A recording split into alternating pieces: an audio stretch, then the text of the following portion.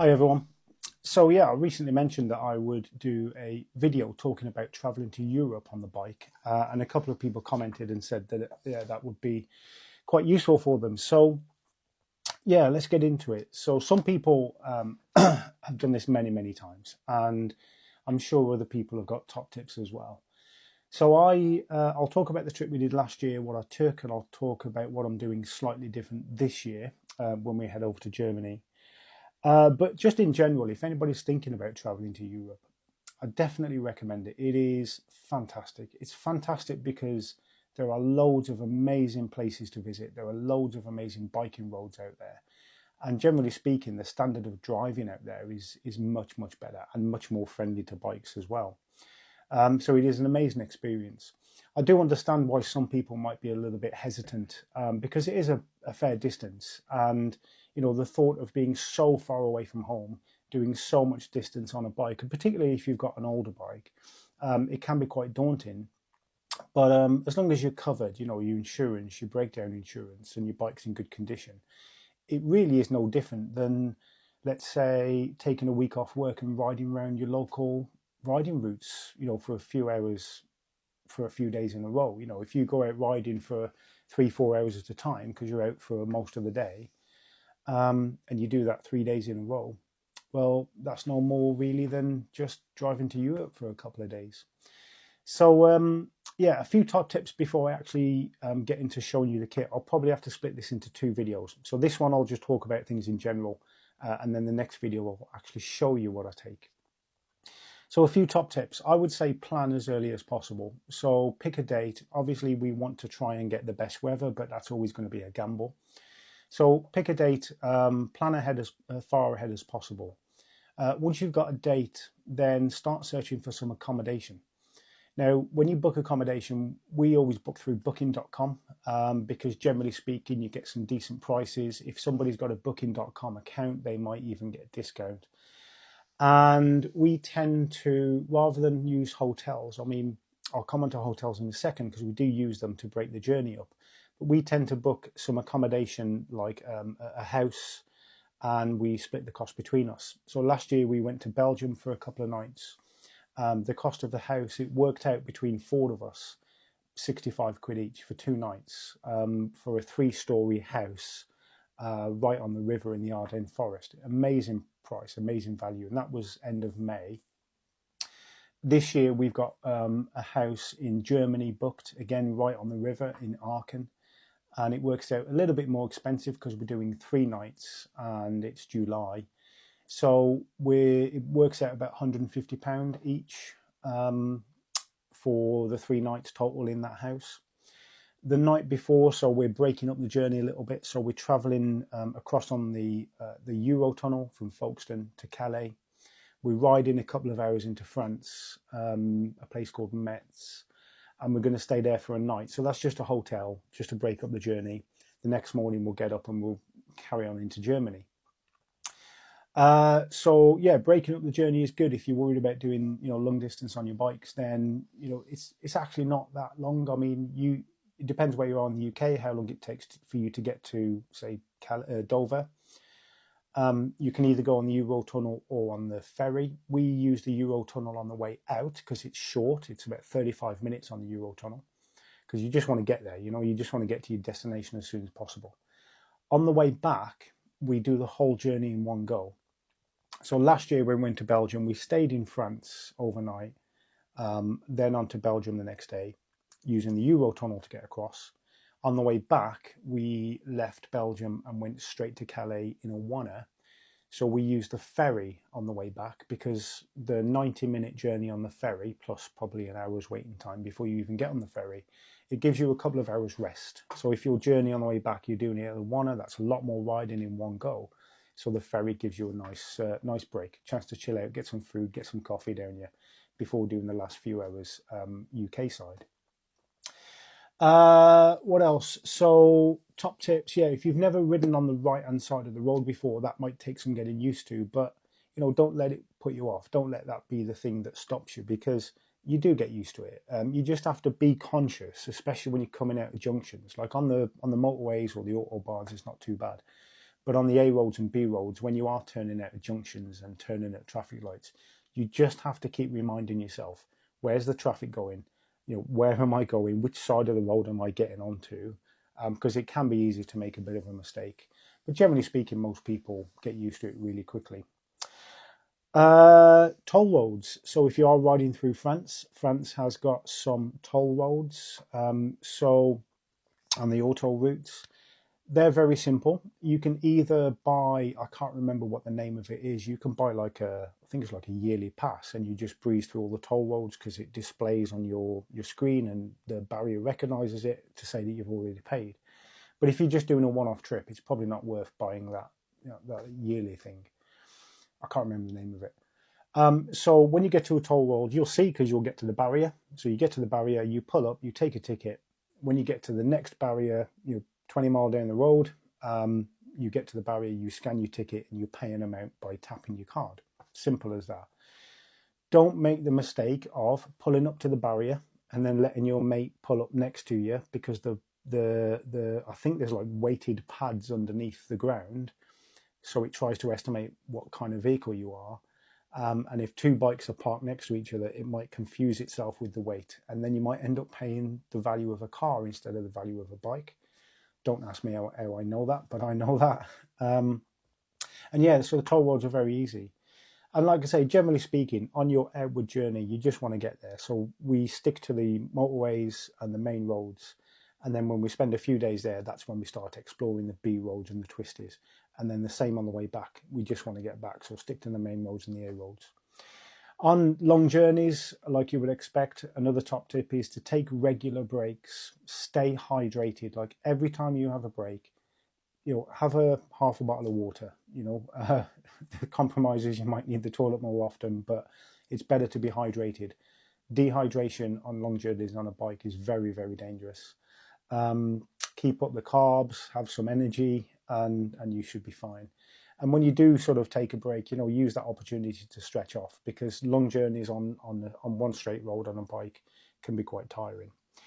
What do I travel in? So I travel in my leathers. I don't take textiles, because when you're there for a few days, you want to be in your leathers so you can have fun.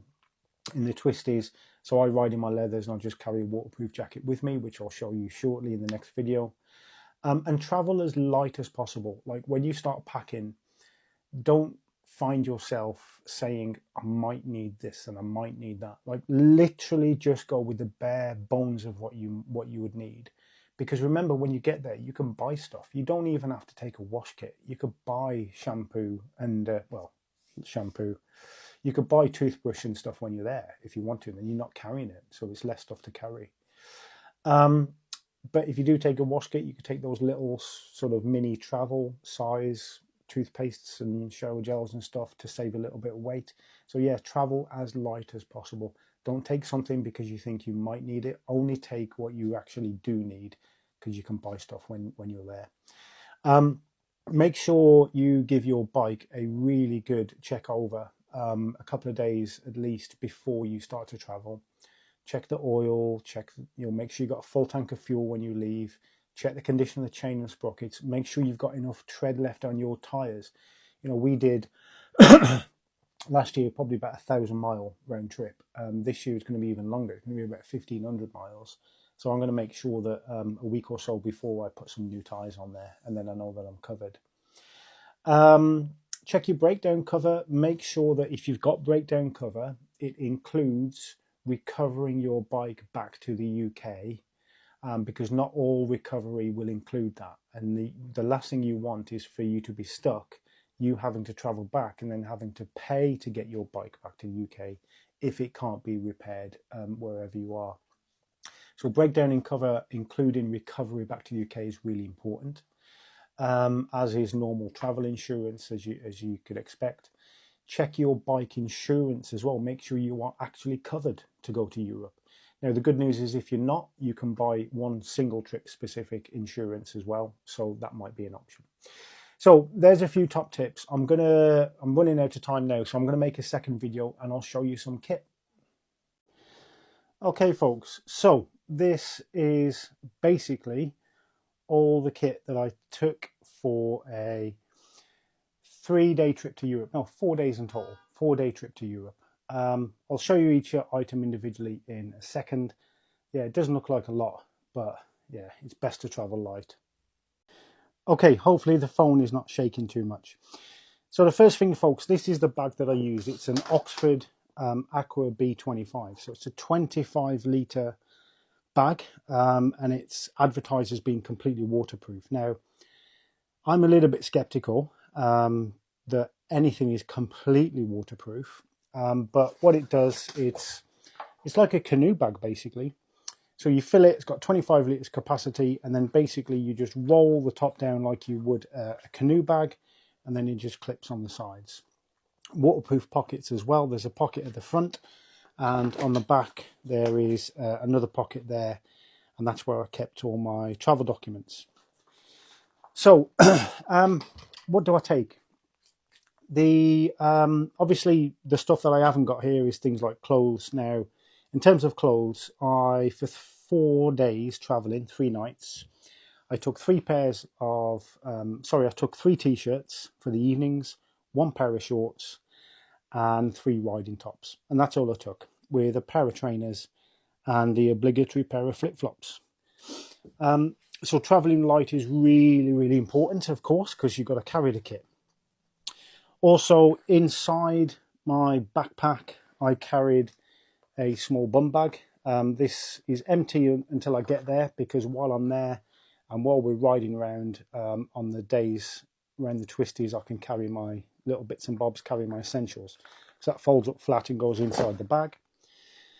Obviously, wash kit, and I think I mentioned briefly on the last video, this isn't the wash kit that I take. I've just put it here just to show you, but I take the little travel versions of the wash kit, so it takes up far less space. That goes in the bag. I've got a high-vis vest, because in France and Germany, if you break down the lorries, you have to put on a high-vis vest. But you'll notice also this is in a freezer bag. Now, the reason I put that in a freezer bag, and it's the same with my clothes, so I will put, say, 3 t-shirts rolled up into a freezer bag, roll that up nice and tight, and then put that into the backpack, because that sort of double waterproofs everything. So everything that I pack goes into some of these freezer bags. I take a phone poncho. So this is Quadlock's own phone poncho. So this goes over the front of your phone. So when my phone is mounted on my Quadlock, it's double protected from the rain. Most phones are quite waterproof these days, but it's just an extra bit of protection. It's a bit cloudy and dirty, but that just sits over the front of the phone. I take some visor cleaner. This is just Muc-Off's little visor cleaner set. Obviously, you're doing so much mileage, and hopefully the weather's great as well, so you'll get covered in flies. So it's important to take some visor cleaner. In terms of travel adapters, I only carry 1 travel adapter and 1 extension lead with 4 plugs on it, because then I only need 1 adapter, plug that into the wall, and then I can charge my GoPro, my phone, vape charger, whatever, all at once. So that's that. In terms of toolkits, so I take the very, very basic. Now, if you break down while you're crossing Europe, obviously 9 times out of 10, you're going to need breakdown cover, and you'll need to call assistance. However, there might be, because you're doing so much mileage and you're riding for so long, there is a chance that something might come loose, like a bolt or a screw might come loose. So I've got a very basic screwdriver set with a few different attachments and a very basic set of Allen keys. This is just enough that I can tighten something back up and then get somewhere and put some Loctite on it or something. Some cable ties as well. So if anything does come off and you need to secure it back to the bike, if you do lose a bolt, then maybe, depending what it is, you might be able to use a cable tie and then some small snips to cut the cable ties once I don't need them anymore. You're probably wondering why I've got a clothes peg. When you get to the Eurotunnel or to the ferry, depending on how you're crossing, normally when you travel in a car, you'll have your crossing pass, your boarding pass hanging from the car rear view mirror. On a bike, obviously you can't do that. So a clothes peg onto your bike's screen will hold your boarding pass in place, so that when you roll on, they can see that you've paid and everything's all good. I take a spare visor, so that's my clear visor. That fits into my hip pack, which I'll talk about in a second. Obviously, we tend to try and avoid riding at night when we're over there. At the night times, we tend to relax, chill out, have a couple of beers, but you never know what might happen and you might get caught out one day. So a clear visor is important to take as well. Waterproof gloves. So I bought these RST waterproof gloves. They were about 40 quid, and they did the job. They kept my hands nice and dry. It did rain for the first 2 days while we travelled over to Belgium last year. So I used those and a North Face waterproof jacket. So I don't have an expensive motorcycle specific waterproof jacket. You can buy them, and you can buy the all-in-one suits. But I'm not too fussed if my legs get wet. But as long as my body and my hands are dry and warm, then that's all that matters. And this absolutely did the job perfectly. So I travelled in my leathers and I just put this over the top. I wasn't wet through. I wasn't cold at any point in the whole 2 days journey while it was raining. So I was more than happy with that. The gloves and the jacket roll up, and together with my visor, they fit into this hip pack. Now, this hip pack is designed for hill walkers, I think. The North Face, it's not waterproof. So again, if you do put stuff in there, you need to waterproof it. But it's got a couple of pockets on the side. It's got a zip pocket on the front and a big main compartment there in the middle, where you can keep your waterproof jacket, waterproof gloves, spare visor. A small bottle of water will fit into there. I've had to adapt these pockets so that they close with these drawstrings because they didn't have that originally. But yeah, that was good. So basically that just fits around your hips. And then on top of that, on your back is the backpack. This year I'm not taking this, however. It did start to fall down a little bit when I was off the bike, and it got quite annoying.